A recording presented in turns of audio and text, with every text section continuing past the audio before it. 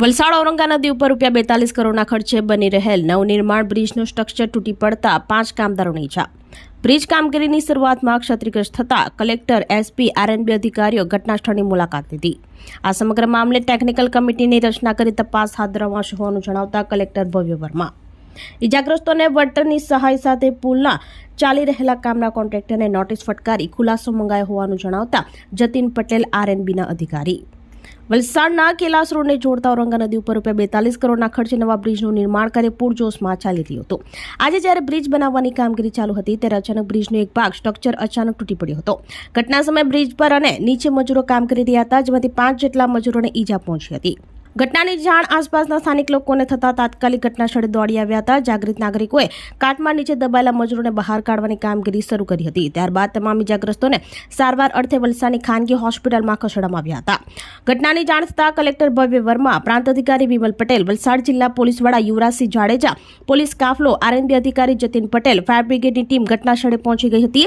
પોલીસે ભીડને કાબૂમાં લઈ આગળની કાર્યવાહી હાથ ધરી હતી। કલેક્ટરે જણાવ્યું કે સ્ટ્રક્ચર પર લોડના કારણે તૂટી પડવાની ઘટના બની હોવાનું પ્રાથમિક અનુમાન લગાવ્યું હતું અને ટેકનિકલ કમિટીની રચના કરી આરએનબીની ટીમ દ્વારા તપાસ કરી નિર્ણય લેવામાં આવશે હોવાનું જણાવ્યું હતું। આરએનબી અધિકારી જતીન પટેલે જણાવ્યું હતું કે પુલના ચાલી રહેલા કામના કોન્ટ્રાક્ટરને નોટિસ ફટકારી કોન્ટ્રાક્ટર પાસે ખુલાસો માંગવામાં આવ્યો છે। ઈજાગ્રસ્તોને વળતરની પણ જાહેરાત સાથે ગંભીર ઈજાગ્રસ્તને ₹2 લાખ અને અન્ય ઈજાગ્રસ્તને ₹1 લાખના વળતરની જાહેરાત કરવામાં આવી હોવાનું જણાવ્યું હતું।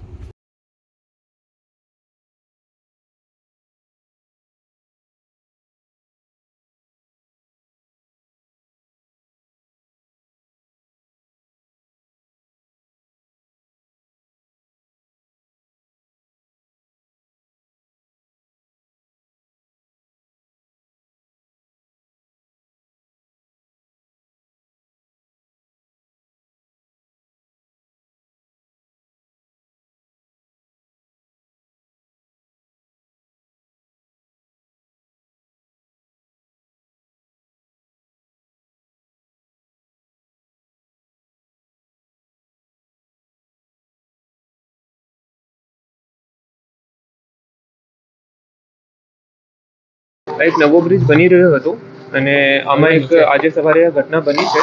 5 લોકોને ઈજા થઈ છે। આમાંથી 4 લોકો એકદમ સ્ટેબલ છે અને એક માણસ અંડર ઓબ્ઝર્વેશન છે। આરએનબી મારફતે તપાસ કરી છે તો અંડર કન્સ્ટ્રક્શન બ્રિજનો જ્યારે તમે જોઈ રહ્યા છો 5 દિવસમાં આમનો સ્લેબ નાખવામાં આવશે। સ્લેબ નાખવાથી પહેલાં જો ગર્ડરની કામગીરી થાય છે, ગર્ડરમાં એ લોકો ગ્રાઉન્ડ લેવલ ઉપર લોડ બેલેન્સિંગ કરી રહ્યા હતા ત્યારે કોઈ જેકના કારણે આ દુર્ઘટના બની છે। તો અત્યારે એને એકદમ ડિટેલમાં આરએનબી મારફતે તપાસ કરવામાં આવશે, પછી એક્ઝેક્ટ કારણ ત્યારે ખબર પડશે। પ્રાથમિક રીતે લોડ બેલેન્સિંગને કારણે કોઈ ઇસ્યુ થયો છે। 42 કરોડના ખર્ચે આ બ્રિજ બની રહ્યો છે। 2 વર્ષ પહેલા એમની વહીવટી મંજૂરી આપવામાં આવી હતી અને 1 વર્ષ માટેનું આયોજન છે કે આવતા 1 વર્ષમાં ચાલુ થઈ જાય। કમિટીની રચના થશે અને એક્ઝેક્ટ કારણ શું છે અને અત્યારે ફરી શું પગલાં લઈ શકાય છે એના માટે એક ટેકનિકલ કમિટીની રચના થશે અને એમનો અહેવાલ જ્યારે આવશે ત્યારે સાદર આરએનબીના માણસ જો હોય આરએનબીના માણસ રહેશે અને વહીવટી તંત્રના માણસ રહેશે, લેકિન ટેકનિકલ ગાઈડન્સ માટે આરએનબીના માણસ રહેશે। પ્રાથમિક કારણ જેવી રીતે હું તમને કીધું છે કે ગર્ડર નાખવા માટે લાઈન વર્ક કરવામાં આવતો હતો અને લોડ બેલેન્સિંગ એક જોવી રહ્યો છે કે શું આ કારણ છે કે કેમ। આ તપાસ પછી નિર્ણય લેવામાં આવશે। આજરોજ સવારે 9:15ના અરસાની અંદર ઔરંગા નદી પર બની રહેલા નવા બ્રિજનું જે સ્લેબ મૂકવા માટેનું ગડરનું જે કામ ચાલતું હતું એ ગડર 15 દિવસ પહેલાં મૂકવામાં આવેલો હતો અને એનું લેવલિંગનું કામ કરતા હતા।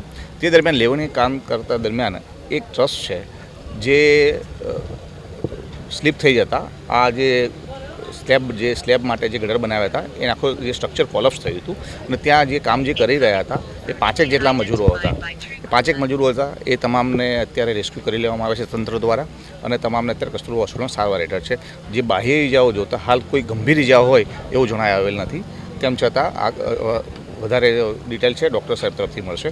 હાલમાં આ જે ઘટનાની છે એ જાણવા યોગ્ય નથી અને આગળની તપાસ કરવામાં આવશે। શું કારણ હતું એ ટેકનિકલ પાસાઓની તપાસ કરી અને આગળની ઘટિત કાર્યવાહી કરવામાં આવશે। હાલના તબક્કે કોઈ જાનહાની નથી અને બીજી કોઈ ગંભીર ઈજા પણ જણાવેલ નથી।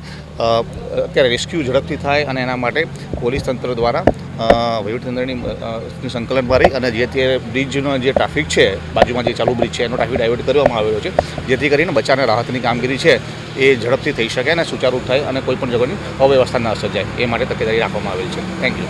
વલસાડ જિલ્લાના મુખ્ય મથકથી ગુંડલાવ તરફ જતા જે ઔરંગા નદી પર બ્રિજની કામગીરી ચાલુ હતી, જે હાઈ લેવલ બ્રિજ બનાવવામાં આવી રહેલો છે, તેમાં આજે P1 P2 લોકેશન પાસે કામગીરી દરમિયાન જે ઘટના બનવા પામેલી તેમાં વિગત આપતા જણાવું છું.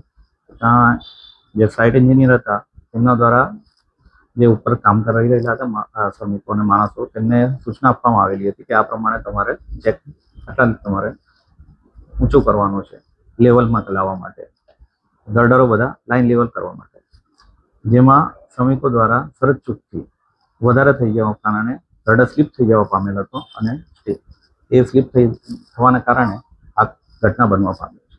જેમાં 5 માણસો જે ઉપર કામ કરતા હતા તેમાંના મોટે ભાગના બધાને ઈજા થઈ હતી, સામાન્ય નાની મોટી. એમાં 4 જણાને નાની ઈજા ને એક વ્યક્તિ છે તેમને થોડી વધારે ઈજા છે. એ બધાની તરત ખાનગી હોસ્પિટલ કસ્તુરબા હોસ્પિટલમાં સારવાર ચાલુ છે અને